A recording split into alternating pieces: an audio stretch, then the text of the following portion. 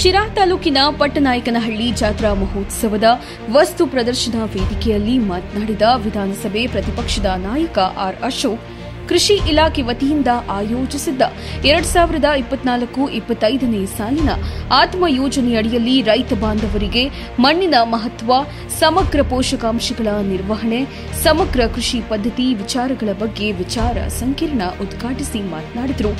ಕಾರ್ಯಕ್ರಮದ ದಿವ್ಯ ಸಾನ್ನಿಧ್ಯವನ್ನ ಸ್ಫಟಿಕಪುರಿ ಮಹಾಸಂಸ್ಥಾನ ಮಠದ ಪೀಠಾಧ್ಯಕ್ಷರಾದ ಶ್ರೀ ನಂಜಾವಧೂತ ಮಹಾಸ್ವಾಮೀಜಿ ವಹಿಸಿದ್ದರು.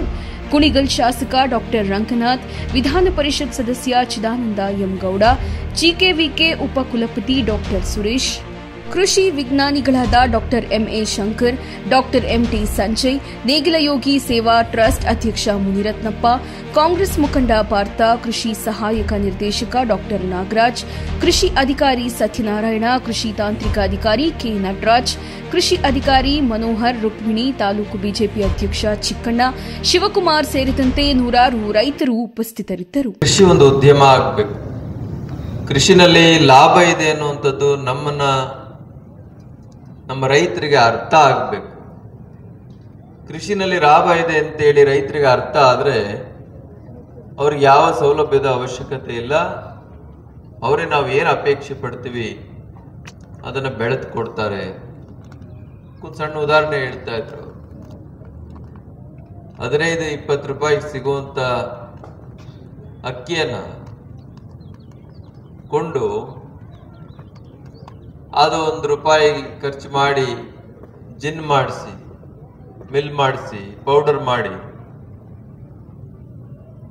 ಯಾವುದೋ ಒಂದು ಬ್ರ್ಯಾಂಡ್ ಹೆಸರಿಟ್ಟು ಇನ್ನೊಂದು ₹2 ಖರ್ಚು ಮಾಡಿ ಕವರ್ ಮಾಡಿ ಅದನ್ನ 50-60 ರೂಪಾಯಿಗೆ ಮಾಲ್ಗಳಲ್ಲಿ ಮಾರ್ತಾರೆ, ಸ್ಟೋರ್ಗಳಲ್ಲಿ ಮಾರ್ತಾರೆ. ಹೇಗೆ ಒಂದು ವಸ್ತುವನ್ನ ಮೌಲ್ಯವರ್ಧನೆ ಮಾಡುವಂಥದ್ದು,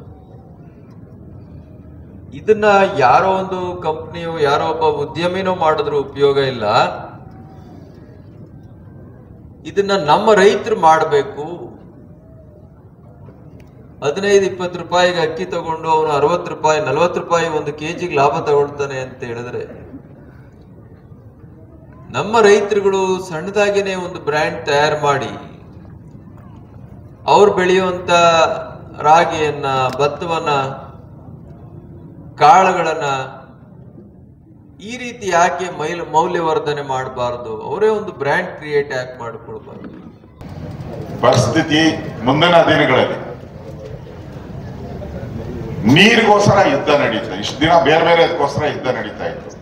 ನೀರಿಗೋಸ್ಕರ ಯುದ್ಧ ನಡೀತಾ ಇದೆ. ನಾವು ಆಲ್ರೆಡಿ 130 ಕೋಟಿಗೆ ಹೋಗಿದ್ವಿ, 130 ಕೋಟಿ ದಾಟ್ತಾ ಇದ್ದೀವಿ. ನಾವು ಬೆಂಗಳೂರಲ್ಲಿ ನಾವೆಲ್ಲ ಶಾಲೆ ದಿನದಲ್ಲಿದ್ದಾಗ 10-15 ಲಕ್ಷ ಇದ್ವಿ. ಈಗ 1.25 ಲಕ್ಷಕ್ಕೆ ಹೋಗ್ಬಿಟ್ಟಿದ್ವಿ. ನೀರಿನ ಸಮಸ್ಯೆ ಕೋಟಿಗೆ ಹೋಗಿದೆ. 1.25 ಕೋಟಿ ಅಷ್ಟು ಹೋಗ್ಬಿಟ್ಟಿದ್ವಿ ನಾವು.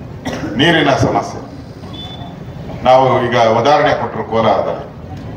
ಕೋಲಾರದಲ್ಲಿ ನಿಮ್ಗೆ 1 ಇಂಚು ನೀರು ಸಿಕ್ಕಿದ್ರು ಅವರು 3 ಬೆಳೆ ತೆಗಿತಾರೆ. 1 ಇಂಚು 3 ಬೆಳೆ ತೆಗಿತಾರೆ. ಟೊಮೊಟೊ ಬೆಳೀತಾರೆ, ತರಕಾರಿ ಏನೇನಿದೆಯೋ ಎಲ್ಲ, ಕ್ಯಾರೆಟ್ ಎಲ್ಲ ಬೆಳೀತಾರೆ, ಎಕ್ಸ್ಪೋರ್ಟ್ ಮಾಡ್ತಾರೆ. ಟೊಮೊಟೊ ಮಾರ್ಕೆಟ್ ಇದೆ. ನಮ್ಮ ಮಂಡ್ಯದಲ್ಲೂ ಯಥೇಚ್ಛ ನೀರು ಬರುತ್ತೆ. ಹೆಂಗ್ ಹೇಳೋದ್ರಾಗಲ್ಲ, ಯಥೇಚ್ಛ ನೀರು ಬರುತ್ತೆ. ಅಲ್ಲಿ ಕಬ್ಬು ಹಾಕ್ತೀವಿ ನಾವು. ಕಬ್ಬು ಎಷ್ಟು ತಿಂಗಳಿಗೆ ಬರ್ತದೆ ಗೊತ್ತಾ? ನೀವು ಕಬ್ಬು ಮೊದಲು ನೆಟ್ರೆ 14 ತಿಂಗಳಿಗೆ ಬರ್ತದೆ ಅಲ್ವಾ? ಅಲ್ಲ, 14 ಫಸ್ಟ್ ಎರಡನೇ ಕಟಾವ್ ಮಾಡ್ತಾರೆ ಅದನ್ನೇ, ಅವಾಗ 13, ಆಮೇಲೆ 12, ಮೂರನೇ ಕಟಾವ್ಗೆ 12 ಬರ್ತದೆ. ನೀರು ಹರ್ಕೊಂಡು ಹೋಗ್ತಾ ಇರ್ತದೆ. ನಾನೇ ನೋಡಿದ್ದೀನಿ. ಇಲ್ಲಿ ನೀರಿಲ್ಲ. ಕೋಲಾರದಲ್ಲಿ, ಚಿಕ್ಕಬಳ್ಳಾಪುರ ಈ ಭಾಗದಲ್ಲಿ, ಬೆಂಗಳೂರು ಗ್ರಾಮಾಂತರ ಇಲ್ಲಿ ನೀರಿಲ್ಲ.